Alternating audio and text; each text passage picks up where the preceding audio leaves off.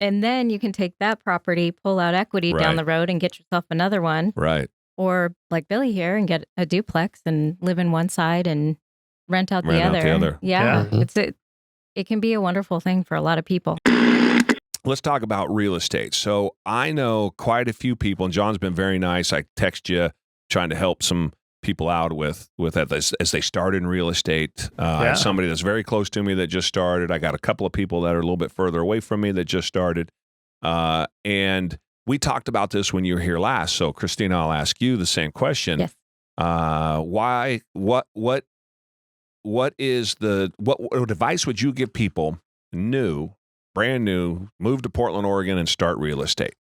I would say, well, now it might be a little different, but I've always been to have about 6 months worth of bills ready to go and not expect you talk to anything. Him? No, is that what he said too? That's exactly what he said. And maybe mine was 1 year. I think. Was it 1 year? Yeah. Yeah. Well, that kind of sounds a little scary to some people. Then I go on my tirade about why. And that's right.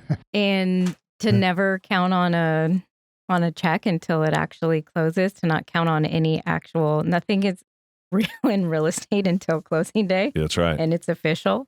And then just getting, I think, the database, utilizing the people that you do know and reaching out and calling and letting everybody know that you're doing real estate and if they know of anybody and networking. I think there's a perspective from the layperson about it that the internet just brings you the lead. Oh, right? And yes, who's going to catch that lead and who's going to run with it? It seems to me that that's the case. Do you believe? And if that's the case, what could be easier than that? Well, there are programs. There's a lot of leads that come through on the internet. It's just a lot of work because they don't know you and they might be reaching out. I mean, in my opinion, they could be clicking on this link, and you're one of many. And nowadays, everyone, that's probably what do they say, 6 months that they're looking online before they even pick up the phone or reach out. It's rare that they're ready to go right then. I mean, that does happen. Right. But for the most part, you have to be prepared to nurture them for about 6 months to a year. Okay. Yeah. Before they're ready. Quite a bit of time. Oh, I didn't know that. Interesting. A lot of people don't want to put in that time. It's just easy to get frustrated, and be, most people quit at about 5.5 months right before the leads start popping. Right. Interesting. And the internet certainly has made it a lot easier for the consumer. Yeah. And I think the other thing is, too, I think there's a lot of people where real estate can be, seen as flashy or, easy or whatever it is that someone goes in. And I think one of the things that John has taught me from the beginning with working with him and then June as well, that it's not about us as the agent, it's about the people and what they want and making it about them and their end goals.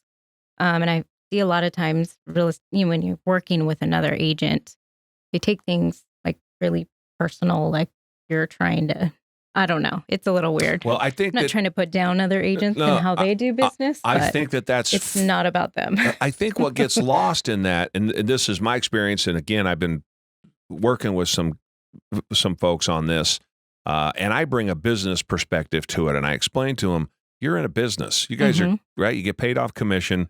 You get paid when things close. You're in a business. And I think there's a perspective about real estate agents. You got the flashy, LA real estate shows and $1 million listing and all that. $1 million listing, yeah. Yeah. And then the reality is something very different. And I teach in business, everything's your fault. 100% everything's your fault because you'll hear, the broker screwed me. You'll hear the mortgage broker screwed me. You'll hear the underwriter screwed me. You'll hear, right? And this is from the brokers talking about how the deal's not get done and it's 2 weeks late closing because this, and this happened. And I say, no. That's your job. No, it's not my job to get a mortgage. Yeah, it's your job to keep that guy on the line. Proactive. So, I think there's this belief that you just get him to sign, here's your offer, and then you wait for your check to come in.